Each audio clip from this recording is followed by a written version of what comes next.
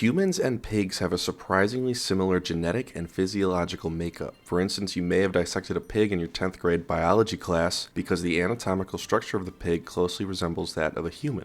And because of this, pigs have become very important in the field of medicine. Whether it's the advancements made due to their cardiovascular makeup or internal reactions to new potentially life-saving medicines, you may have not realized how similar your genetic makeup was to that of the common swine. A major area where we differ, however, is thermoregulation, where pigs regulate their internal body temperature in hot weather by rolling around in mud or water to increase evaporative cooling, as opposed to something many other animals do, like panting, or as we humans do, sweat. We've all done it, whether it was from exercising, suffering from a fever that felt like it would never end, or leaning in to kiss that sweet someone for the first time. We have all sweat before. As gamers, we see it happen when playing against an online opponent, that they appear to be exerting themselves so heavily that even though they are sitting in a chair, they must be sweating while playing a video game.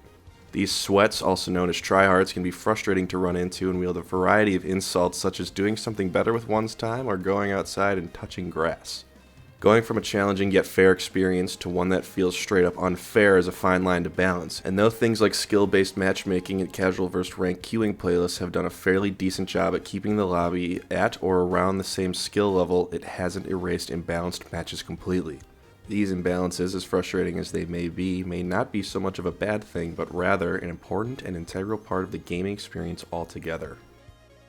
Video games are an engaging media that thrive off two typical styles of play.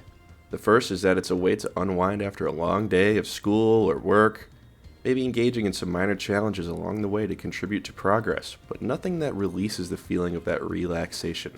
The second school of thought is that it's a medium that engages in intense and thrilling gameplay to get a dopamine rush every time you defeat a boss or win an online match. Never take your foot off the gas and take no prisoners along the way, because you are playing to win the game at any cost.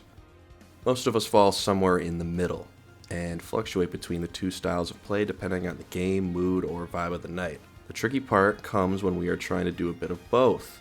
Unwinding with a bit of competition can lead to mixed results, and you'd think this is where queuing casual unranked online matches would fall, but no. Unfortunately, the nature of competition means that the opponent is theoretically always playing at 100% brain capacity, whether it seems like it or not. And you are playing with the fatigue of potentially an entire day's workload, whether you had to take a big test that day or had to lead a big presentation in front of your boss. No matter how tired and drained you feel, it seems as though you are always playing against someone who's unemployed, maidenless, and not pursuing any form of education. So they get to devote 100% of their time to learning every advantage of the meta in order to specifically whoop your ass. Every rematch ends up in the same way, with you taking a loss, and from here you have some choices ranging from going to a different game entirely to hitting a practice mode, or the secret third option, which is to lock in. After suffering so much hardship and refusing to go out on an L, you sit up and lean forward in your chair. You've learned your opponent's weaknesses, tweaked your gameplay accordingly, and started making good comms with your teammates, and lo and behold, you've done it. You won. You overcame the sweaty tryhard opponent, so you throw down the GG easy and back out quickly because this scrub is no longer worth your time. You sit back in your chair. A great release of tension exits your body as you finally take a deep breath and blink for the first time in what feels like an eternity. You take a swig of water and grab your controller. It's warm. You look down at your hands. Your palms have begun to perspire. You've become the sweat, and you haven't even realized it. Through pure determination, you are able to unlock the door in your mind that pushes you to go further. You didn't give up. And with dopamine firing off on all the neurons in your brain, you remember why you play. Winning was always the goal, but the journey of how you got there made you stronger. In most modern online titles, the online queuing options will consist of a ranked and unranked option, where the ranked games will result in an achieved rank after a certain amount of qualifying games played, where the unranked games will not, but will still typically rely on some sort of ELO rating, MMR number, or in-game player level to place the matches more appropriately, consistently, and efficiently. Ranked games can get too competitive, overrun by smurf accounts, and lead to burnout, especially when you're not trying to go out on a loss, while unranked games can lead to a whole mess of problems, such as lack of comms, imbalanced teams, and differing levels of effort and intelligence among team members, like when everyone chooses DPS, and fine, I'll switch to tank, but for the love of God, can we at least get one healer, please? These, though not perfect, can still serve as a good outline and sweatiness encouraged during a given session, but you may find it more infuriating when in team games you aren't all on the same page or same level of dedication to the match.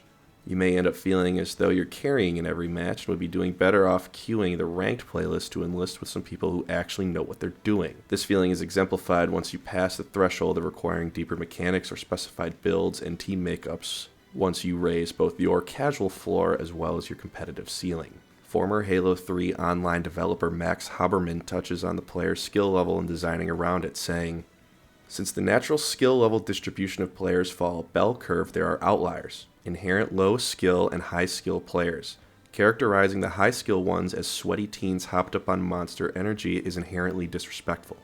And continues, "Designers should strive to find a way that players of all skill levels can have fun together.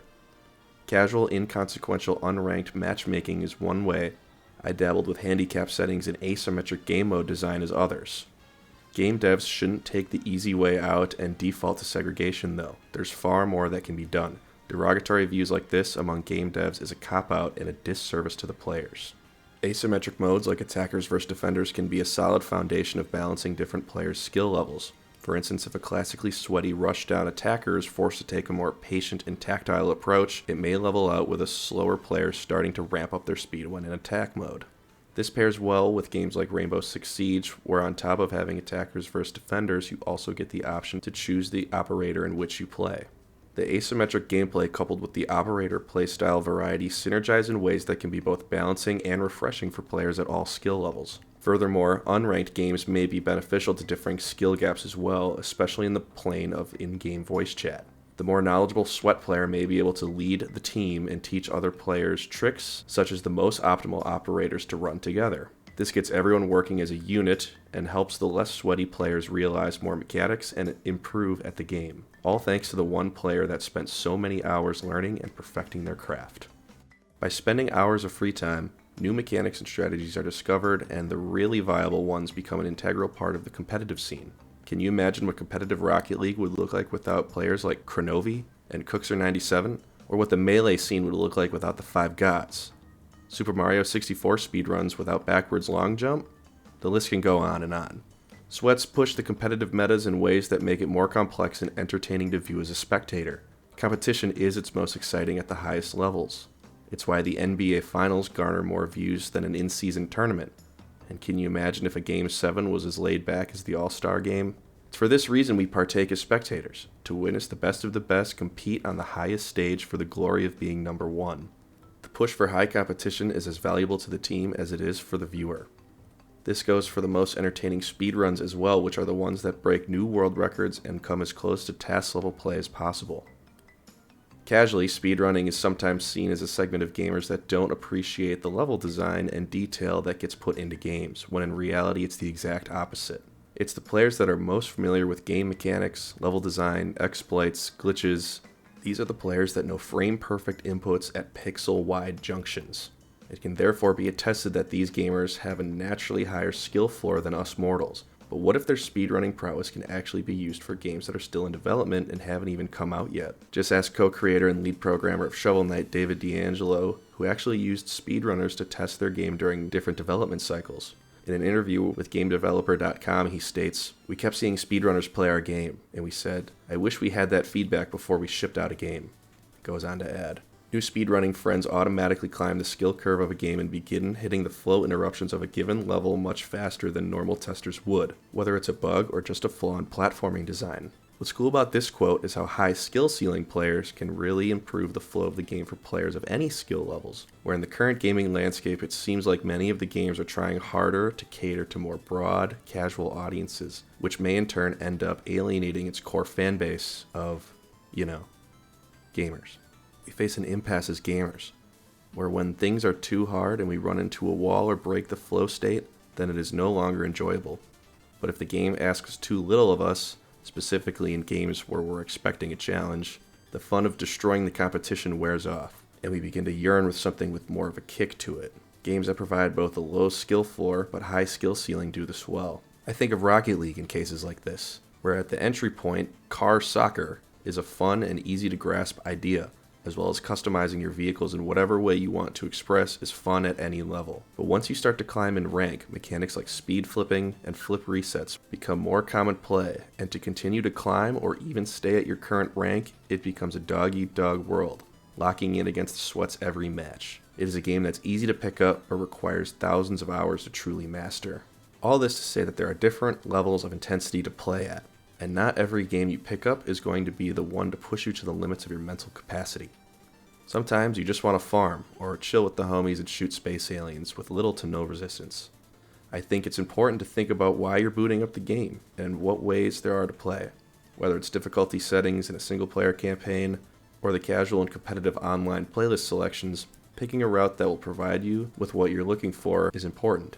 And though it can be frustrating to lose, especially by a large margin, this can remind us that there can be more to a game than meets the eye. Losing isn't fun, and next time you run into a sweat, remember that they're probably just putting more time and effort into perfecting their mechanics in a game that they just really like to play and try really hard to get better at. They're just playing the game the way they want to play it. This doesn't inherently mean they're a sweaty, greasy basement dweller. And next time you're getting upset with your teammates for not being as good as you, fill your palms and armpits to ensure that you aren't sweating when you need not perspire. Sometimes as gamers, the most important thing we can do is cool off by rolling around in the mud. Or maybe just touch grass. Thanks for watching / listening to this one about sweats. Let me know what game you got the most hours in, what game you like to sweat at. Do you agree with what I was saying? Let me know in the comments. If you like this video, leave a like. Subscribe for more. I got more stuff coming, so peace out.